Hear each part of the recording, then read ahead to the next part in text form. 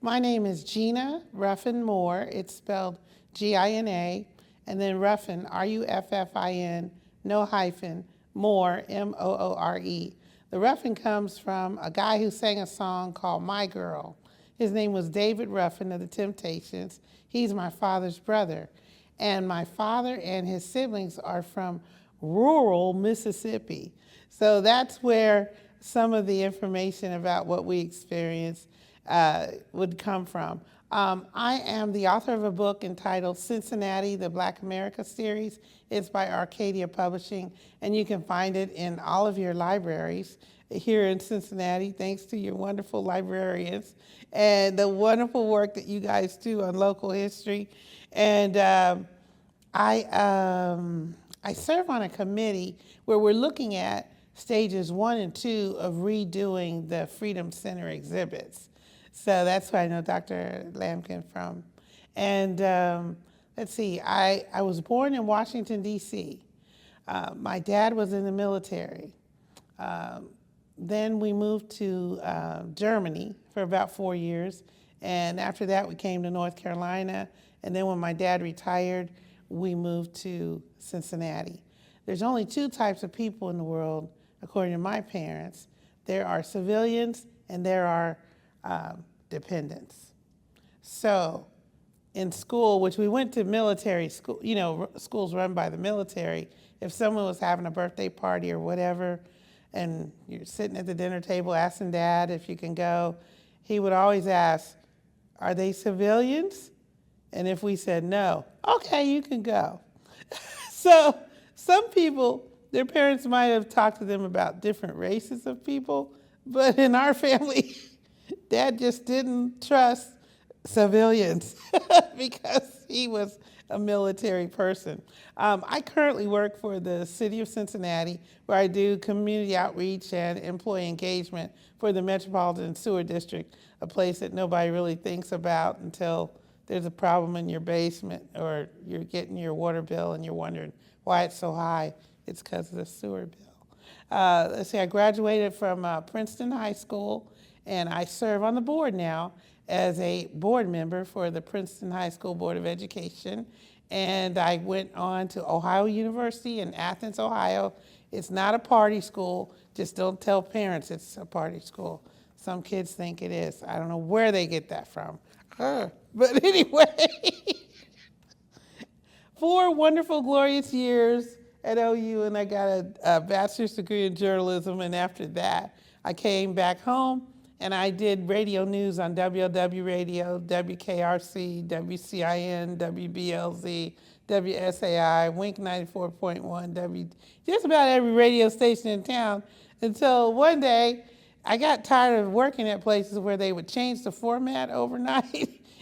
And then, you know, you're still doing news, but anyway, I got out of broadcasting and started doing public relations for the city of, first for Cincinnati Public Schools, the magnet schools programs, where they had Paideia and Montessori. I helped open the first Montessori junior high school, public Montessori junior high school in Cincinnati, doing the public relations for it. And then I did public relations for the University of Cincinnati, College of Law, and College of Judaic Studies and other areas. And then I did public relations for the city of Cincinnati for the city manager, John Shirey. So I'm married with 2 adult children. My daughter is executive producer for the morning show, morning news at KHOU-TV in Houston, Texas. And my son is doing aviation, driverless cars at the airport. I don't understand what he does. He tries to explain it to me, but he says he makes it so that there can be driverless vehicles at the airport. And I was like, what about the union? Oh, we don't talk about that, Mom. So he's in Dallas, Texas. But anyway, I graduated from OU.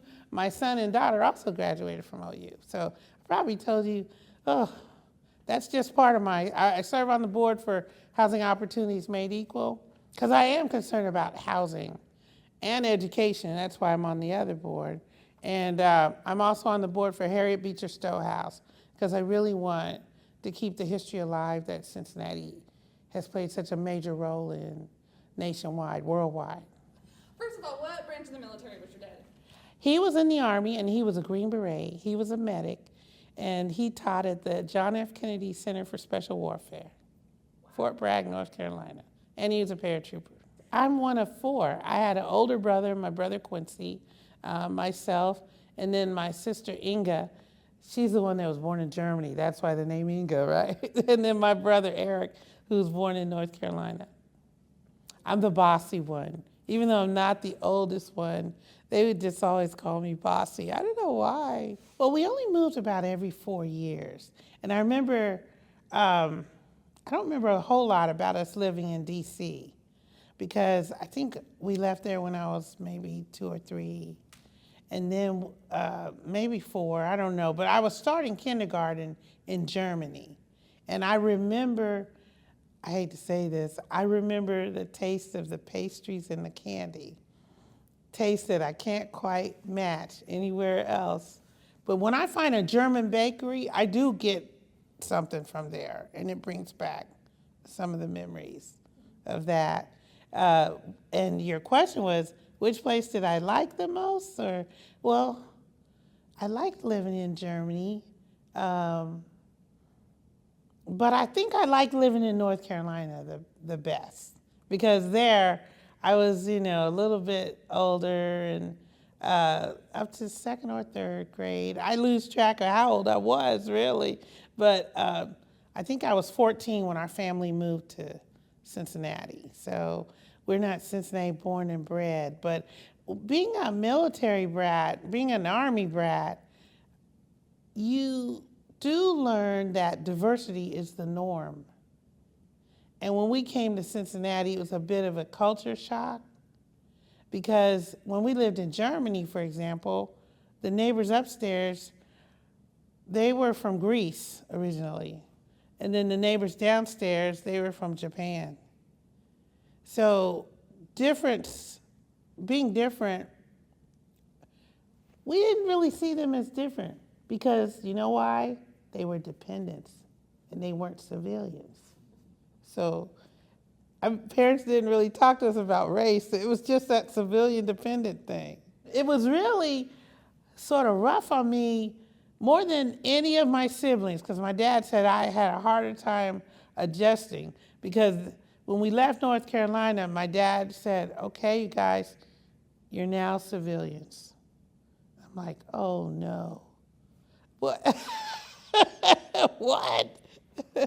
And then he started saying good things about civilians. I came from a school that was diverse. And then when we came to Cincinnati, I came to a school called Lyon Junior High. And it was a great school and everything. But, for example, I remember walking into the cafeteria and someone yelling, "Your mother wears combat boots." And I said, "I don't think you know my mother." And then they'd say, "Yeah, your mother wears combat boots." And I said, "No, my mother died in North Carolina. You wouldn't know my mother." And then it was like total silence. And it was like, when I got home and told my dad about it, he says, "They were playing the dozens." And I said, what's the dozens? That's where you talk about each other's mothers and you say ridiculous things that you know and they know are not true.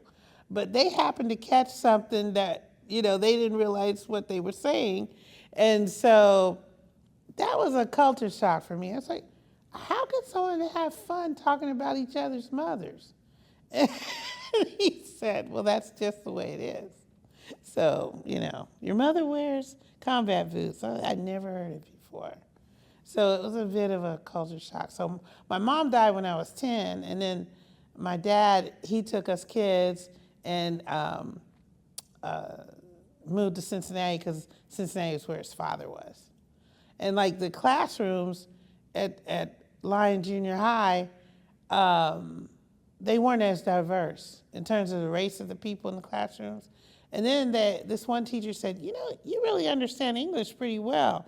I'm like, I can talk. Now, she meant English like grammar and stuff. And so I got put in this special college prep class.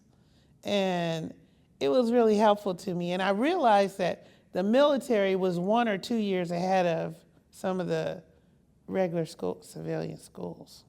And I think they did that on purpose because they knew there's a chance this soldier's child could be uprooted because he's got to transfer to another place. She died of what they call acute pulmonary edema, and that's something to do with the heart or the lungs. And she was about 36 years old. And she had 4 kids, us 4 kids. And I remember distinctly on Saturdays after we cleaned up the house, everybody did their chores, except my brother Quincy, who would slow us down. But that's okay. I'm not mad about it. But anyway, Dad would take us to the movies. And we'd go to the matinee, he'd drop us off, and then, come back and pick us up. But on that particular day, my mom says, Gina, come here.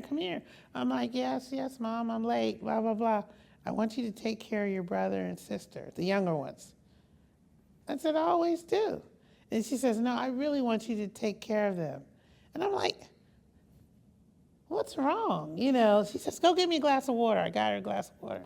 But she seemed different. And I don't know if she knew she was going to pass away or what, but that was particularly telling for me. And it made me be the bossy big sister because I was looking after my brother and sister. Bestowed throughout. on you by your mom. Bestowed, that was my role. That was my job. So, yeah, when me and my sister, both of us, as we approached age 36, both of us were like, oh, I hope we make it to age 36. And we did. Because it was just, we never did know why or how that happened with her. And it wasn't anything that ran in her family or anything, but just one of those things. So our dad raised us, and then our dad got married to a lady here in Cincinnati. So we were like the Brady Bunch. She had 1 kid, and he had 4 kids, and we came together, and we moved from Madisonville to Woodlawn, and we went to Princeton schools. And you said your father moved here because his father was here. How did his father make it here?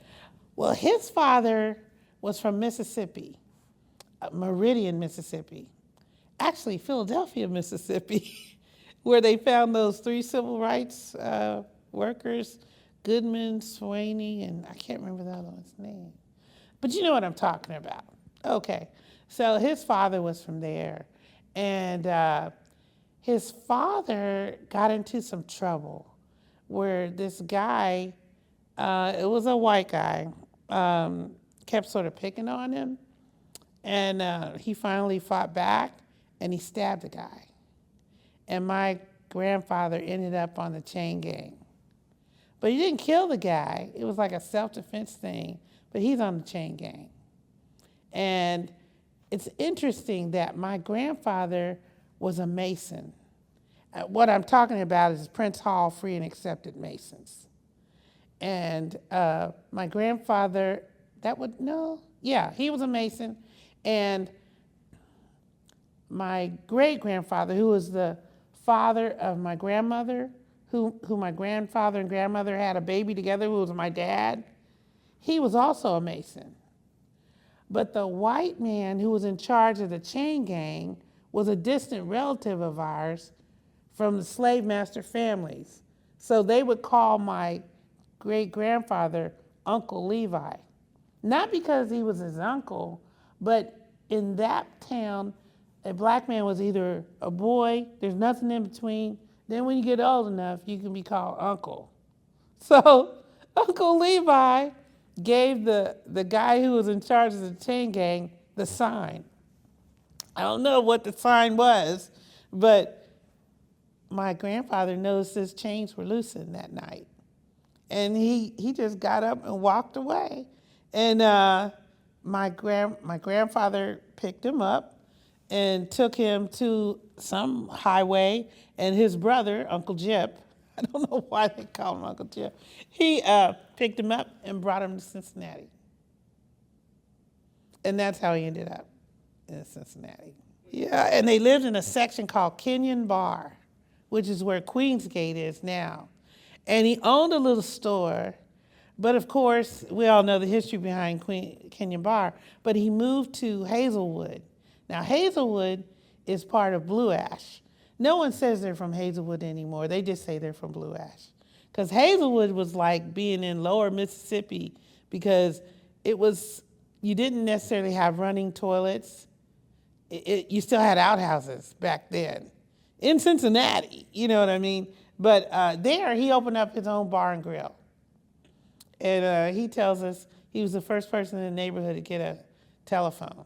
So people would knock on the window and of the living room and want to use the phone. They gave him a dime. He let them talk on his cell phone. I don't know how true this stuff is. These are the stories they've told me. Hazelwood would have a pig roast every year, and my grandfather had 4 brothers, and they all were good at working with concrete. They had learned that because some of their ancestors were part Choctaw Indian in Mississippi. So there's a church right there on LaBelle Street in Hazelwood that my grandfather and his brothers built. And then there's times when we'd be driving with him and we go under a bridge and he'd say, "That's WPA, I helped build that bridge." And we're like, "Yeah, right. Yeah, I don't know."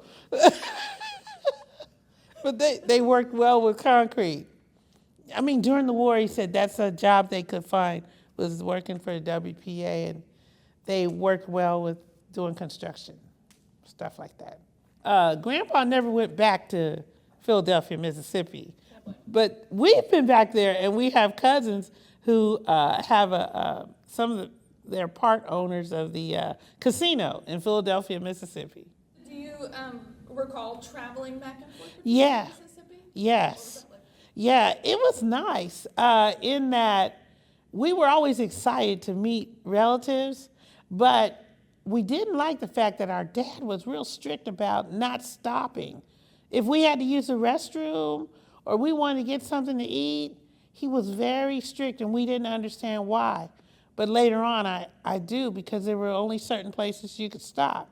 I remember him making a game out of the fact that he was looking for an Esso gas station, Exxon or Esso. And like, "There's an Esso." And I don't need gas right now, but thank you. Thank you for letting me know where it was. Because there were only certain places. We thought he was so particular about his car that he only wanted to put Esso gas in his car. But I think in reality, he knew he couldn't just stop at any gas station. He had to stop at a gas station where he knew he wouldn't run into any problems, where we could use the restroom if we needed to, things like that. And I was told horror stories about if you had a $20 bill and you needed gas, if you went to one of the neighborhood okey-doke gas stations and you put $10 in your tank and you gave the guy a 20, he'd say, "Okay, have a good day." You never got your change back from a 20. So I think one thing I do remember is Dad would only stop at certain places, at certain times. And sometimes we'd have a little pail in the back, big station wagon, and we'd have to use the bathroom in the car, which was not a good thing. And then sometimes he'd pull over to the side of the road. I said, "Well, can't we go to the rest stop?" "Oh, there is no rest stop right around here." And then I remember going past, I'm like, "There goes the rest stop." Why couldn't we stop there? I just thought he was sort of weird about his traveling stuff. And we had these maps, and me and my brother would take turns giving directions on the maps, and that was just fabulous. And I do remember one time, I don't remember exactly where it was though, but we were traveling down south to see his relatives in Mississippi, and the car had a problem, and he pulled over, and I was thinking, "Oh gosh, what's going to happen now?" And Dad told us later, he just got out of the car and he used his Masonic distress sign. And a white guy in a big semi truck stopped and helped us. Didn't know us, but he knew he was a brother in the Masonic order. And that's another time that helped our family, because that man took opposite my dad to get the gas or whatever we needed. And the car, I don't know what they did, but the car was running again. And I said, "Did you know that man?" He said, "No. But he's my brother in the Masonic order, which is much more higher than whether we're related or not." So we had experiences like that I thought, well, that's really neat. Sort of crazy, but that was neat. We stayed in a hotel one night. This is when my mom was still alive, because we had taken a trip from North Carolina to Mississippi, where she first met, my dad's relatives, which is another long story, but we won't get into that. But I remember we got to stay at a Holiday Inn. And then another time we stayed at a Holiday Inn was when our dad took us to the 1964 or 65 World's Fair in New York. Mom was still alive then, and that's another hotel stay, But other times when we went down south, we would pull over into a rest area and sleep in the car, or pull over to the side of the road and sleep in the car, Dad was very particular, and like while we would sleep, he'd stay awake. So depending on where you were in the South, you had to be very careful. One thing I do remember is when we got to his family's house, these were streets without lights.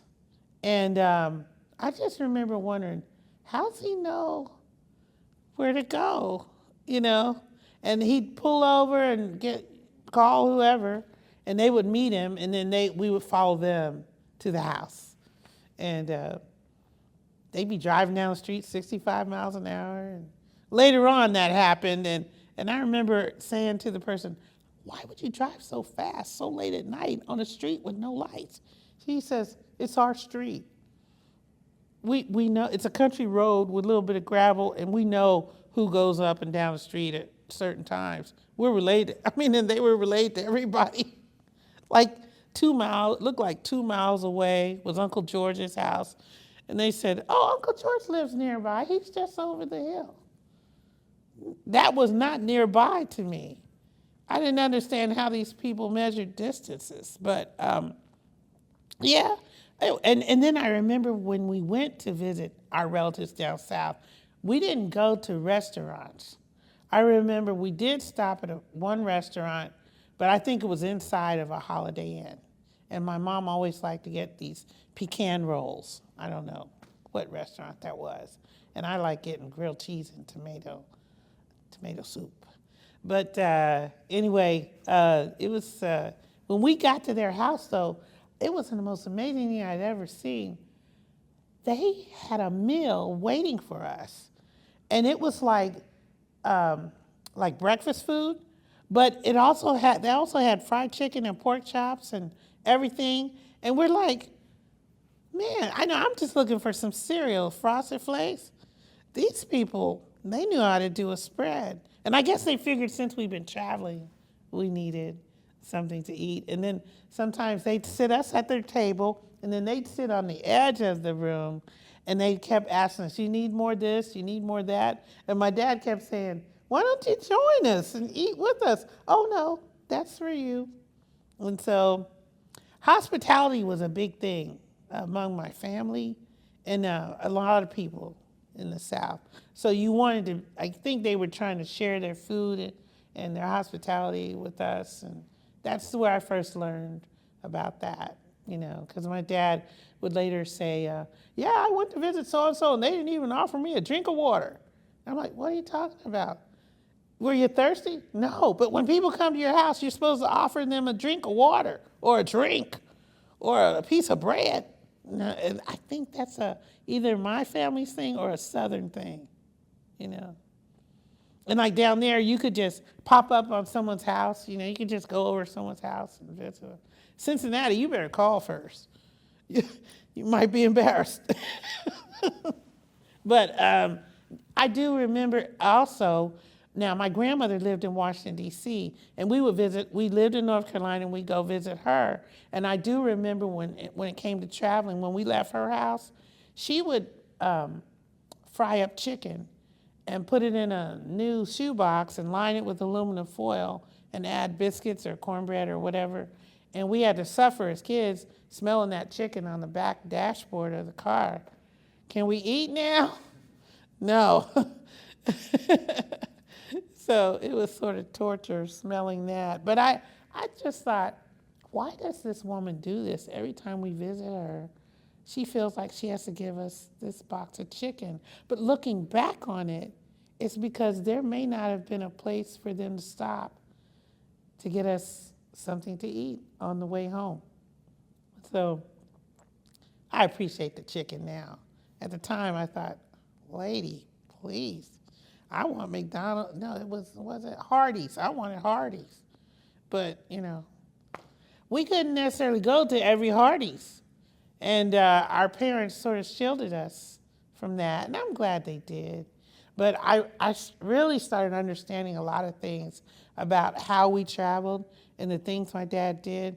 I began to understand them later after I learned about the Green Book and, things that people had to go through just to travel. With the improvement in the expressways and with different cities getting, interstates, it was great. And a lot of people like my dad, who had a reasonable salary as a military person, they were buying new cars. And we had a Ford Fairlane, and I love that car. I mean, it was white on the outside, and on the inside it had like red and white seats. And what I really liked about it is every day after school, when Dad got off work, I said, "Can I go clean your car?" And he'd say, "Okay." I was really in there looking for quarters that slipped out of his pocket while he was driving. And, I'd bring it in. I'd say, "I found this money in your car. You can keep it." I knew he'd say that. So, but back to what we're talking about. Sorry. Do you know if your father ever used the Green Book? Do you ever? Yeah, because I remember seeing it in the glove compartment with the maps. And he may have looked at it. I remember seeing him look at it, but he was really particular about his maps. It must be folded a certain way. Once you looked at his maps, you didn't just sort of put it together and put it back in the glove compartment. Wherever the crease was, that's where. So I remember seeing the Green Book, but I didn't actually look at it or read it or know what it was. But I just knew it was with the maps that had to be kept meticulously. And like if we were supposed to be somewhere at 9 o'clock, if we got there at 8:45, we were late.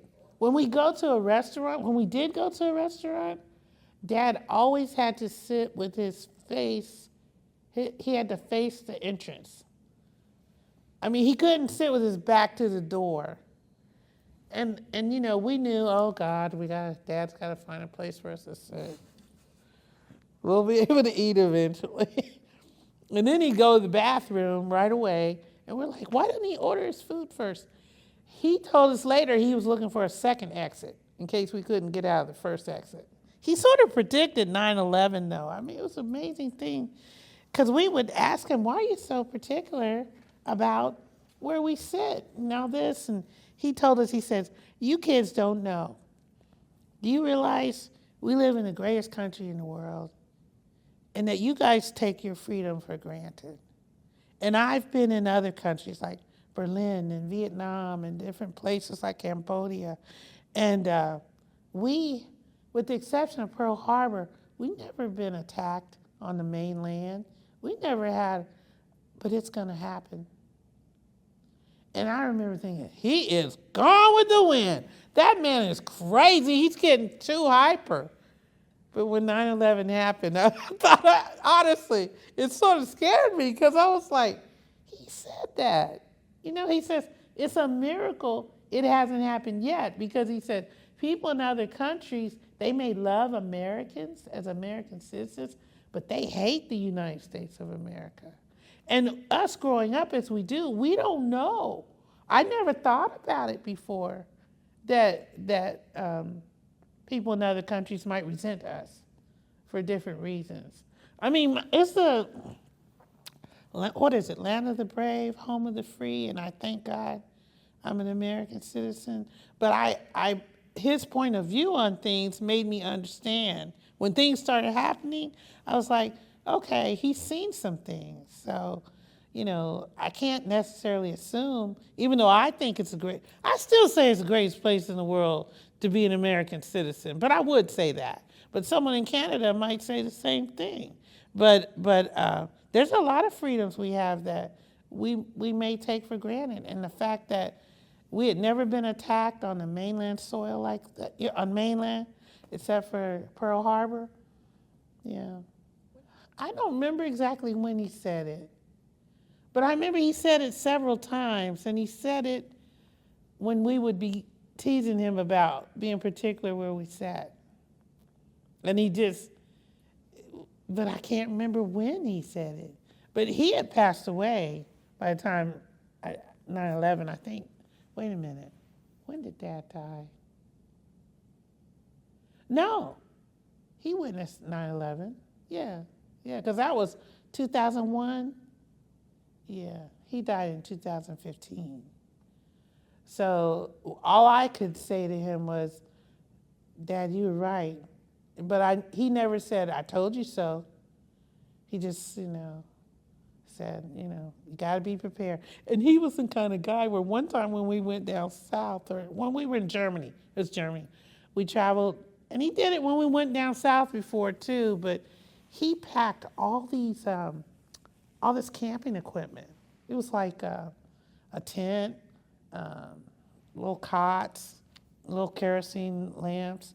And he says, you kids need to know how to, survive in a situation when you're not in a cozy house. So we're going to camp out. So one time when we were in Germany, I remember us camping out, and my mother said, Ruffin, because she called my dad Ruffin. That's why he knew it anyway. She said, I hear something. Oh, there's nothing out there. And Dad had a gun. He's military, he had a gun. So Dad took the gun and he went out, and we don't know what he saw, but he said, gotta go, guys, let's go. And then we just got up, and then we're like, what about the tent? That's okay, gotta go. And she kept saying she thought she heard a bear. Apparently, I don't know what he saw or what he heard, but we left, and the tent stayed, and so did the cots. And we were speeding out. It was in the Black Forest. And I can't remember where the Black Forest is. It's somewhere between Germany and Vienna, Austria. I asked him, and he says, it was probably an animal. He tried to act like he didn't remember it. It's probably a bear or some animal or whatever. Who knows? But Mom must have heard something because we just left there in a hurry. But Dad even brought gas masks. All of us had a gas mask when we lived in North Carolina. He ended up being a juvenile court judge referee for juvenile court in Hamilton County. So I was like, well, if he ran into some weird kids, nothing would surprise him. But he used to be a boxer, almost went professional, but decided not to. But when it came to travel and traveling down south, Dad apparently took extra precautions. And he used to keep like a billy club on the side, on the floor. And he said he had a gun, but I never saw it. But he was gonna protect his family if he had to. So we felt safe with him, that's for sure. But yeah, and he told us horror stories about growing up in the South. And one time he was staying with his Aunt Bee, and Uncle Fred was away at work. He worked at the steel mills somewhere in Pennsylvania, but the Klan showed up at their house, and he actually went and got a gun, and he started just shooting at them, and they ran away. But that's like, come on, is that true? That really happened? Yeah, I don't know. I really don't know. But he reminds me of that movie, Benjamin Buttons, a man who lives all these different lives and experiences, and you're like, come on. But yeah, and he told us how he went to a Klan meeting one time. I said, how are you going to go to a Klan meeting? He said, well, my face was covered up and I had on gloves. It was wintertime. I'm like, okay. Yeah, right. It reminds me of a movie. I'm just saying. I'm sorry, back to your question. Now, this photo is me and my sister, Inga, and we're standing in front of my dad's Ford Fairlane. I think that's what kind of car it was. And this is in North Carolina. So we lived, you can sort of see across the street, there are other people's houses, but they were all like 4-unit apartments. Not apartments, but I don't know. They were houses. And this was Easter, and my sister hated hats, so she snatched hers off, and I still had mine on, but we traveled down south in this vehicle. This is where the glove compartment held those maps that had to be folded specifically, and it was in the glove compartment of this car where I've seen the Green Book. But I never really opened it up or asked anything about it. All I know is I had to keep the maps in good shape. Ooh, this had to be 62, 63 maybe. I'm not sure. But we lived in Germany when I was real little. This was before 1967. That's for sure. Yeah, definitely. And yeah, that car took us all over the place. And this picture was taken when we first moved to Cincinnati. And I think we moved to Cincinnati in about 1971, 72. And so that's me on the end. I'm the oldest sister, but I'm not the oldest. My brother Quincy is second oldest, and then my sister Inga and my little brother Eric. So Eric was about 2 years old when Mom died. And so I was 10, my brother was 11, and my sister must have been 7, I don't know, maybe 6. But this was on the Kentucky side of the Ohio River. And you can sort of see the bridge in the background. But we were excited about moving from North Carolina to Cincinnati. And by that time, Dad had a new car, and he had bought my mother a 1967 Buick LeSabre, and it was a convertible. So that's that picture. And this picture was taken in Germany. We were traveling, probably during the time we were trying to sleep in the Black Forest, but I remember going to Paris, and we were in this car, and I just really don't remember much about Paris or the Eiffel Tower, except Mom started crying and said, "You kids better remember this." And I just remembered her crying. It's like, what part am I supposed to remember? But I got a doll out of it. My dad bought me a doll. At the base of, because I remember looking up, and then it's like, and then my brother got the best toy. It was like a little toy cow that made the noise when you turned it up and down. But yeah, we both had these little, almost twin-looking coats. We're only like, I guess we're Irish twins because we're like 11 months apart, my brother and I. We were very close, but yeah, there's our trusty vehicle. And that was overseas. And yeah, that's basically it.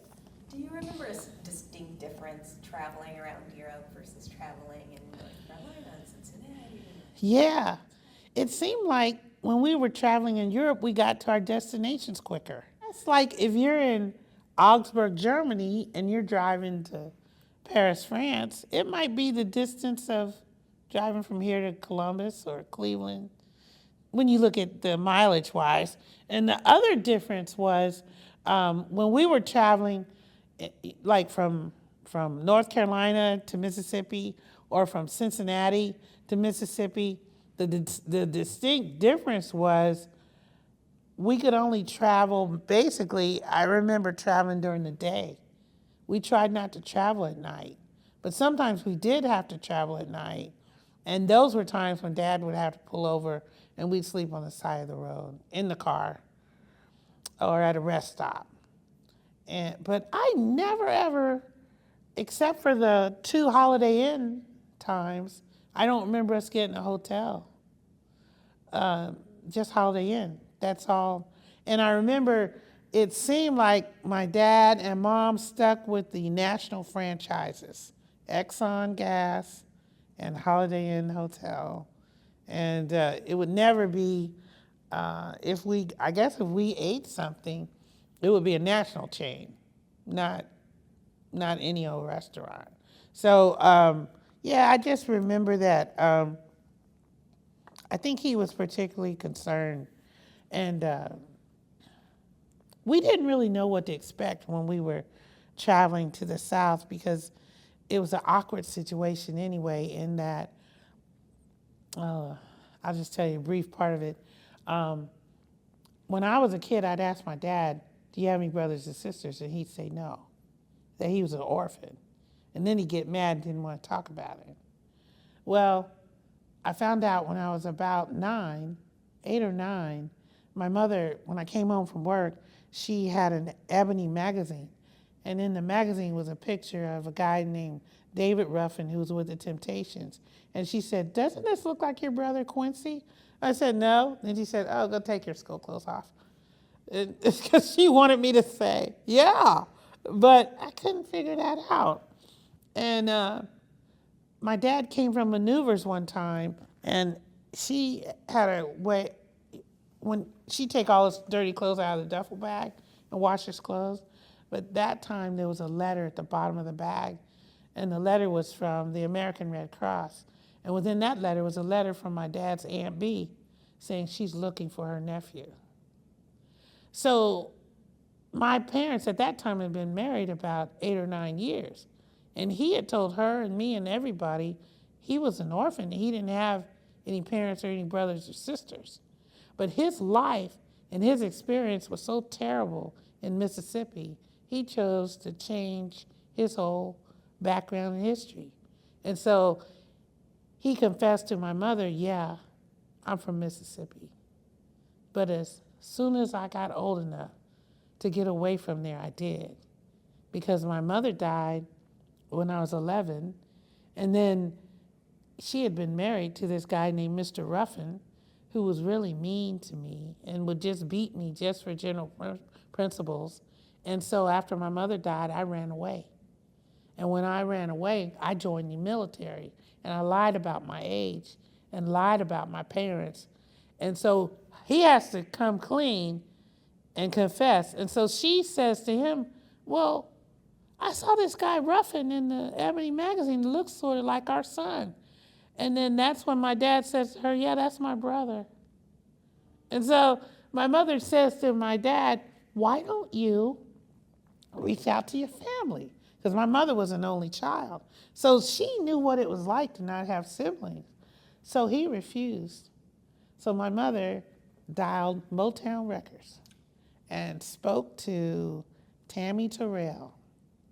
And Tammy Terrell, who was at the time the girlfriend of David Ruffin, told her all about how to get in touch with David. And Tammy and my mother became good friends on the phone, and everything was great. And that's when we went on our trip to discover my father's family in Meridian, Mississippi. And that's when, shortly after that, my Uncle David came to visit us in this big white stretch limousine.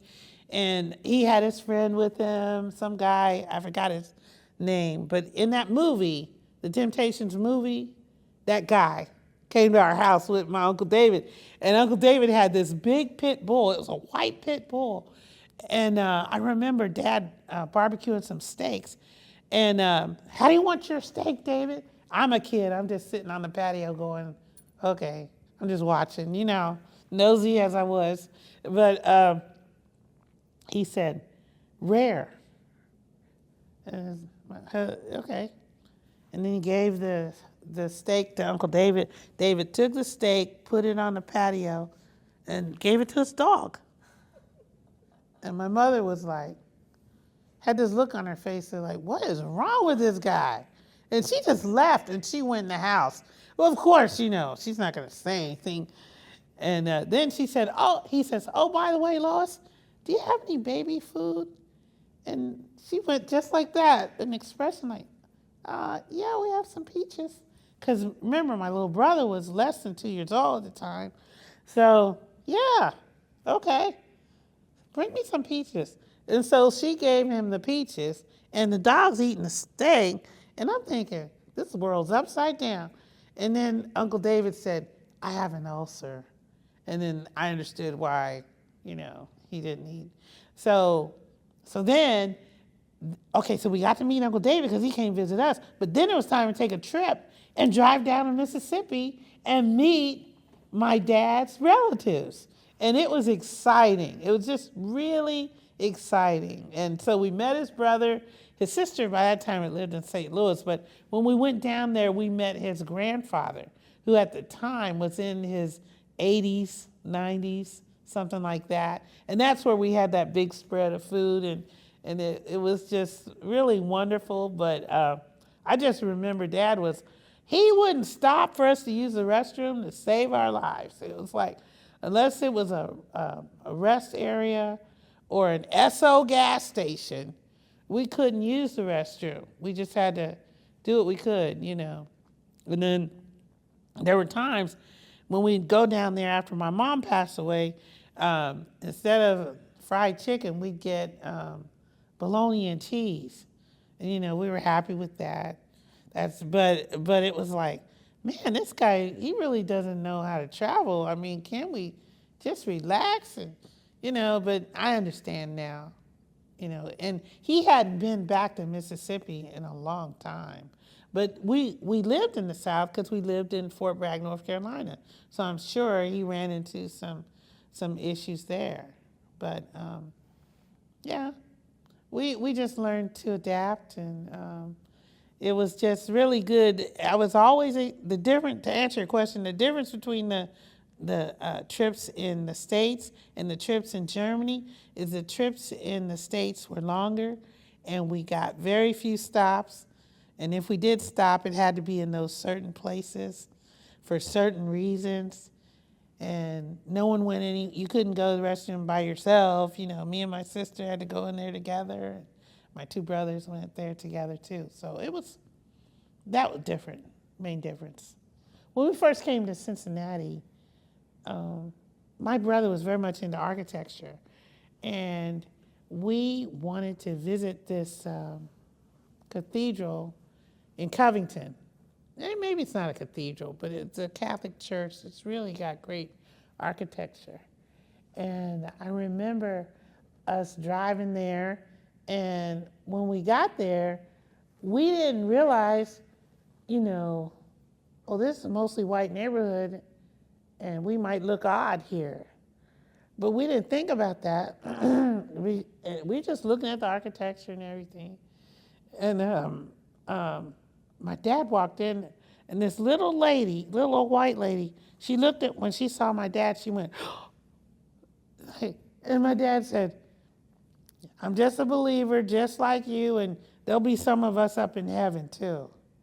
And he'd be smart aleck with comments like that. It's like, don't be shocked now, because you might be shocked a little later. I'm like, Dad, why'd you say that to that old lady? She's like, I guess she's like, what are you doing? What's a nice guy like you doing in a place like this, So we ran into situations like that a couple times in Cincinnati, but not so much in North Carolina, because we lived on a military base and it was very diverse. And I remember bringing a book home, and it was about Black Sambo. And I liked the book because they read it at the library. The librarian read it to us, and I got to take the book home. And then I remember when I got home and showed my mom everything from my book satchel, which was our routine, she got mad, she got upset, and I didn't understand why. It was because of the book, which was banned in Washington, D.C., where she was from, and she couldn't believe that book was still being offered, especially to her child. So my mom and dad had to go up and talk to the teacher. But anyway, back to Black Book and things, the Green Book and things being different. I can't really think of anything else except that I just know that my grandfather, he worked in the Capitol building, and he was a waiter in the Senate Press restaurant. He told us how when he would travel and he would come through Cincinnati, when you got past Cincinnati and the train was getting ready to cross over to Kentucky, he had to go to the back of the train. He had to totally get up and go sit somewhere else. And I thought, well, with us being the Mason-Dixon, I don't know, are we Mason-Dixon line? The fact the Kentucky and Ohio thing, the separate view on, the Civil War and slavery and everything, I just began to learn over the years that when it came to travel, whether it was by car, whether it was by train, whether it was by bus, that you never really knew what to expect if you were a Black person traveling in the 40s, 50s, and 60s. And I never had any idea that they had to think ahead and plan ahead about every little thing. And I'm just thankful that it's not like that now, at least not for me, or not for anybody I know. So I think it's wonderful that you guys are doing these testimonials on the Green Book. And I'm sure there are other people who had more personal experiences than I did because they actually are older and experienced it. Now I'm 68, so I just sort of observed, I was a nosy kid. So that's basically it.